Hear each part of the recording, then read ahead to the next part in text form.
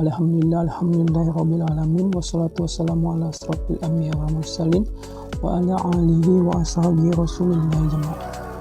Puji dan syukur marilah kita panjatkan kehadirat Allah Subhanahu wa taala yang telah memberikan kita nikmat iman dan kesehatan sehingga kita masih bisa bertatap muka untuk melanjutkan perkuliahan pada pagi hari ini.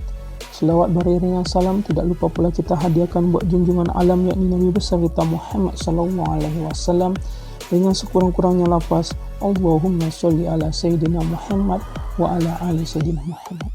Semoga dengan sering-seringnya kita bersolawat kepada baginda kita mendapatkan syafaatnya di yaumil mahsyar. Amin ya rabbal alamin. Baiklah, di sini kami dari kelompok 2 akan mempresentasikan makalah kami dengan poin-poin yang pertama standar mutu, merek, kadaluarsa, kehalalan, pengawasan produk impor, proses pendaftaran merek, kadaluarsa dan kehalalan. Di sini saya sendiri akan membahas tentang standar mutu dan merek.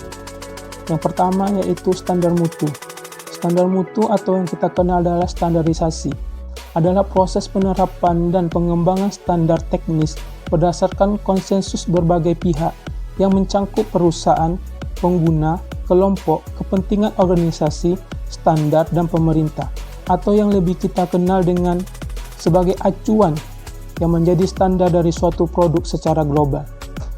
Adapun tujuan dari standarisasi atau standar mutu yang pertama melindungi produsen, melindungi konsumen, tenaga kerja, dan masyarakat dari aspek keamanan, keselamatan, kesehatan, serta kelestarian fungsi lingkungan. Yang kedua, saya akan membahas masalah merek. Merek atau kata lainnya adalah nama, simbol, istilah, tanda, atau desain.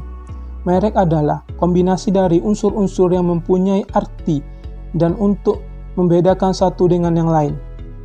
Adapun tujuan dari kita mengenal merek yang pertama adalah bagi pembuat merek mendapatkan haki, bagi penjual memudahkan dalam penjualan, bagi masyarakat atau konsumen terjaminnya suatu mutu produk. Selanjutnya, masalah kadaluarsa dan kehalalan akan dilanjutkan oleh Saudara Hikmah. Kepada Saudara Hikmah saya persilakan. Terima kasih. Selanjutnya, daluarsa. Di samping keamanan produk, pada saat proses produksi, suatu produk juga kualitasnya dapat menurun karena perjalanan waktu. Sehingga untuk produk tertentu, khususnya makanan, ditentukan masa daluarsanya. Masa daluarsa suatu produk yaitu tanggal, bulan, dan tahun dicantumkan pada label makanan, dimaksudkan agar konsumen mendapat informasi yang jelas mengenai produk yang dibelinya atau dikonsumsinya. Akan tetapi, tanggal yang biasanya tercantum pada label tersebut tidak hanya masa daluarsa, tapi tanggal-tanggal lain. Beberapa jenis tanggal pada label tersebut ialah yang pertama, diproduksi atau dikemas tanggal sekian-sekian. Yang kedua, dijual paling lama tanggal sekian-sekian. Yang ketiga, digunakan paling lama tanggal sekian-sekian. Dan yang terakhir, sebaiknya digunakan sebelum tanggal sekian-sekian. Pencantuman tanggal daluarsa pada label produk tersebut bermanfaat bagi konsumen, distributor, dan penjual maupun produsen itu sendiri, yaitu konsumen dapat memperoleh informasi yang lebih jelas tentang keamanan produk tersebut. Yang kedua, distributor dan penjual makanan dapat mengatur stok barangnya. Yang ketiga, produsen dirangsang untuk lebih menggiatkan pelaksanaan quality control terhadap produknya. Berkaitan dengan pencantuman tanggal daluarsa pada label suatu produk, perlu mendapat perhatian agar tidak terjadi salah pengertian, karena tanggal daluarsa tersebut bukan merupakan batas mutlak suatu produk dapat digunakan atau dikonsumsi. Karena tanggal daluarsa tersebut hanya merupakan perkiraan produsen berdasarkan hasil studi atau pengamatannya, sehingga barang yang sudah melewati masa daluarsa pun masih bisa dikonsumsi sepanjang dalam kenyataan produk tersebut masih aman untuk dikonsumsi. Sebaliknya, suatu produk dapat menjadi rusak atau berbahaya untuk dikonsumsi sebelum tanggal daluarsa yang terancam pada label tersebut. Selanjutnya, kehalalan. Menyangkut perlindungan konsumen terhadap produk yang halal, perlu dikemukakan ketentuan yang terdapat dalam salah satu surat keputusan Menteri Pertanian yang menentukan bahwa pemasukan daging untuk konsumsi umum atau diperdagangkan harus berasal dari ternak yang pemotongannya dilakukan menurut syariat Islam dan dinyatakan dalam sertifikat halal. Pengecualian terhadap ketentuan tersebut hanya berlaku bagi daging impor yang berupa daging babi untuk keperluan khusus dan terbatas, serta daging untuk pakan hewan yang dinyatakan secara tertulis oleh pemilik dan atau pemakainya. Keputusan Menteri Pertanian tersebut telah diakomodasi dalam Undang-Undang Nomor 18 Tahun 2012 tentang Pangan yang dalam pasal 97 ditentukan bahwa yang pertama, setiap orang yang memproduksi pangan di dalam negeri untuk diperdagangkan wajib mencantumkan label di dalam dan atau pada kemasan pangan. Yang kedua, setiap orang yang mengimpor pangan untuk diperdagangkan wajib mencantumkan label di dalam dan atau pada kemasan pangan pada saat memasuki wilayah Negara Kesatuan Republik Indonesia. Yang ketiga, pencantuman label di dalam dan atau pada kemasan pangan sebagaimana dimaksud pada ayat 1 dan ayat 2 ditulis atau dicetak dengan menggunakan bahasa Indonesia serta memuat paling sedikit keterangan mengenai yang pertama nama produk, yang kedua daftar bahan yang digunakan, ketiga berat bersih, yang keempat nama dan alamat pihak yang memproduksi atau mengimpor, yang kelima halal bagi yang dipersyaratkan, yang keenam tanggal dan kode produksi, ketujuh tanggal, bulan dan tahun daluarsa, yang kedelapan nomor izin edar bagi pangan olahan, dan yang terakhir asal-usul bahan pangan tertentu. Selanjutnya keterangan pada label sebagaimana dimaksud pada ayat 3 ditulis, dicetak atau ditampilkan secara tegas dan jelas sehingga mudah dimengerti oleh masyarakat. Salah satu contoh pemberian informasi untuk kepentingan konsumen yang beragama Islam adalah dengan ketentuan bahwa yang pertama, pada wadah atau bungkus makanan yang diproduksi di dalam negeri maupun yang berasal impor yang mengandung bahan yang berasal dari babi harus dicantumkan tanda peringatan. Tanda peringatan tersebut yang dimaksud ayat 1 harus berupa gambar babi dan tulisan yang berbunyi mengandung babi dan harus ditulis dengan huruf besar berwarna merah dengan ukuran sekurang-kurangnya Universe Medium Corp 12 di dalam suatu garis kotak persegi yang berwarna merah. Terakhir, berdasarkan ketentuan yang ada, pengawasan terhadap produk yang berkaitan langsung dengan kesehatan manusia, baik yang berupa makanan, minuman, maupun persediaan farmasi, yaitu obat-obatan, kosmetik, dan alat kesehatan, itu dilakukan dalam berbagai tahap, mulai dari bahan, cara produksi, lingkungan produksi, pengangkutan, dan lain-lain, sehingga apabila berbagai ketentuan tersebut dilaksanakan dengan baik, maka konsumen akan terlindungi. Sekian materi dari saya, akan dilanjutkan oleh teman saya. Selanjutnya yaitu pengawasan produk impor.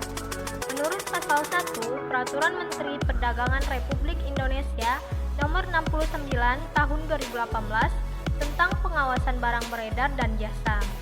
Pengawasan adalah serangkaian kegiatan yang dilakukan oleh petugas pengawas untuk memastikan kesesuaian barang beredar dan jasa dalam memenuhi standar mutu produksi barang beredar dan atau jasa, pencantuman label dalam bahasa Indonesia, petunjuk penggunaan, jaminan layanan purna jual, cara menjual, pengiklanan, jaminan dan atau garansi yang disepakati dan atau diperjanjikan dan atau klausula baku. Berdasarkan Pasal 8 Ayat 1 Undang-Undang Nomor 8 Tahun 1999 tentang Perlindungan Konsumen huruf J, dijelaskan bahwa pelaku usaha dilarang memproduksi dan memperdagangkan barang dan jasa yang tidak mencantumkan informasi atau petunjuk penggunaan barang dalam bahasa Indonesia sesuai dengan ketentuan perundang-undangan yang berlaku. Contohnya seperti komposisi dan ukuran ternyata yang dibeli berbeda tidak sesuai dengan kebutuhan dikarenakan di dalam keterangan tersebut memakai bahasa asing. Hal seperti ini tidak hanya disampaikan dari pelaku usaha ke konsumen, yang intinya konsumen harus mendapatkan informasi keterangan yang baik, yang benar dan baik dari segi ukuran, takaran, timbangan, komposisi, dan penjelasan produk harus sesuai dengan barang tersebut. Maka dikeluarkan Peraturan Menteri Nomor 73 Tahun 2015 tentang kewajiban pencantuman label bahasa Indonesia pada barang. Tujuan dari pengawasan produk impor tanpa label bahasa Indonesia oleh Direktorat Jenderal Perlindungan Konsumen dan Tertib Niaga adalah untuk memperlancar arus perdagangan, mengantisipasi dimulainya perdagangan bebas, memajukan produktivitas dalam rangka meningkatkan daya saing yang kuat di pasar dalam negeri maupun di luar negeri, memberikan perlindungan kepada konsumen, dan mewujudkan jaminan mutu, sehingga produk yang diperjualbelikan dapat memajukan industri dalam mengembangkan daya saing dan mutu produk yang beredar di dalam negeri. Menurut Peraturan Menteri Perdagangan Nomor 18 Tahun 2018 tentang Standarisasi Bidang Perdagangan, pengawasan yang dilakukan oleh Kementerian Perdagangan terbagi menjadi dua, yaitu pengawasan prapasar, yaitu dilakukan sebelum barang beredar di pasar oleh Pusat Pengawasan Mutu Barang Kementerian Perdagangan Republik Indonesia, dan yang kedua yaitu pengawasan di pasar, yaitu dilakukan setelah barang beredar di pasar oleh Direktorat Jenderal Pengawasan Barang Beredar dan Jasa. Apabila barang tersebut menimbulkan kerugian terhadap konsumen berdasarkan pasal 19 ayat 1 Undang-Undang Perlindungan Konsumen, disebutkan bahwa pelaku usaha bertanggung jawab memberikan ganti rugi atas kerusakan, pencemaran, dan kerugian akibat mengkonsumsi barang yang dihasilkan atau diperdagangkan. Sehingga dapat disimpulkan bahwa pelaku usaha yang memasukkan barang impor tanpa memenuhi ketentuan undang-undang, yaitu pencantuman label dalam bahasa Indonesia, dapat diminta pertanggungjawaban. Sedangkan sanksi administrasi bagi pelaku usaha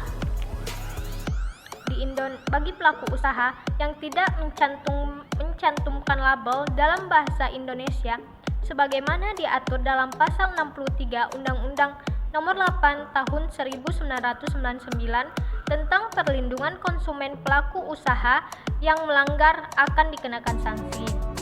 Yang pertama, merampas barang tertentu. Yang kedua, pengumuman keputusan hakim. Yang ketiga, pembayaran ganti rugi. Yang keempat, perintah penghentian kegiatan tertentu yang menyebabkan timbulnya kerugian konsumen. Yang kelima, kewajiban penarikan barang dari peredaran.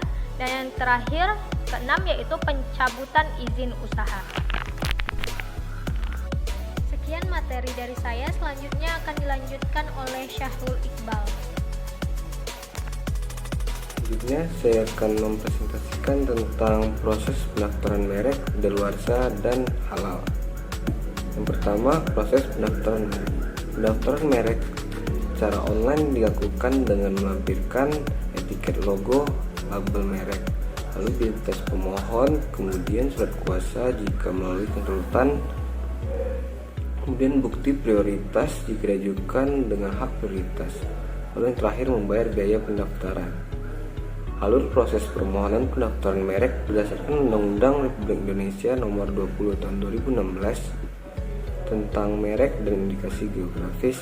Tahapan dalam proses pendaftaran tersebut dilakukan dengan beberapa tahapan. Yang pertama itu tahap pemeriksaan kelengkapan persyaratan pendaftaran merek, lalu tahap pemberian tanggal penerimaan, kemudian pengumuman permohonan, lalu persetujuan didaftar atau ditolak. Yang terakhir itu penerbitan sertifikat merek. Sertifikat merek diterbitkan oleh Menteri sejak merek tersebut terdaftar. Kedua itu proses pendaftaran daluarsa. Pencantuman batas daluarsa diatur khusus dalam Peraturan Kepala Badan Pengawasan Obat dan Makanan Republik Indonesia tahun 2010.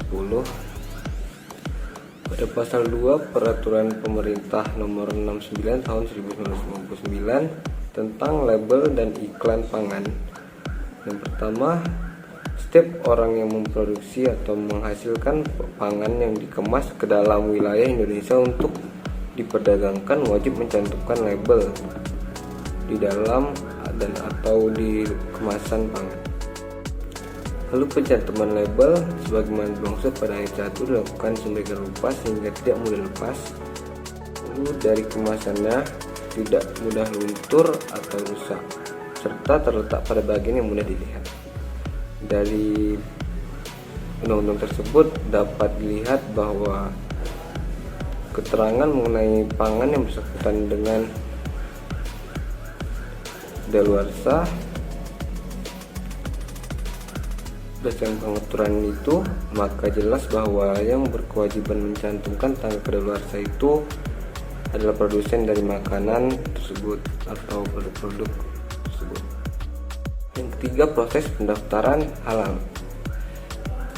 Proses pendaftaran halal yang pertama itu ialah harus memahami persyaratan sertifikasi halal dan mengikuti pelatihan SDH. Yang kedua itu menerapkan sistem jaminan halal. Perusahaan harus menerapkan SDH sebelum melakukan pendaftaran sertifikasi halal. Lalu menyiapkan dokumen sertifikasi halal, kemudian melakukan pendaftaran sertifikasi halal. Setelah itu melakukan monitoring, pre-audit, dan membayarkan akad sertifikasi. Setelah itu pelaksanaan audit. Audit dapat dilaksanakan apabila perusahaan sudah lolos pra-audit dan akad sudah disetujui. Tahap selanjutnya melakukan monitoring pasca audit. Monitoring pasca audit disarankan dilakukan setiap hari untuk mengetahui adanya ketidaksalahan atau ketidaksesuaian pada hasil audit. Kemudian yang terakhir adalah memperoleh sertifikat halal. Perusahaan dapat mengunduh sertifikat halal dalam bentuk soft copy di Corel. Sertifikasi halal yang asli dapat diambil di kantor BPOM MUI dan juga dapat dikirim ke alamat kantor tersebut. Mungkin sekian dari kelompok kami, lebih dan kurang kami mohon maaf. Assalamualaikum warahmatullahi wabarakatuh.